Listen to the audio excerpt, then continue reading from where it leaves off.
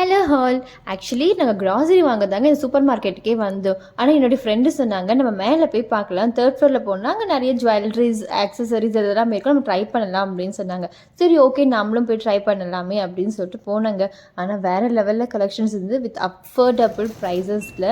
So நானும் கொஞ்சம் things எல்லாம் எனக்கு ஒன்று வாங்கினேன். நான் கையில் வச்சுருக்கல இந்த கோல்டு கலர் பார்த்தீங்கன்னா ஜஸ்ட் 35 ருபீஸ். அந்த ஒயிட் கலர் நெக் பீஸ் வந்து ஜஸ்ட் 80 ருபீஸ் தாங்க.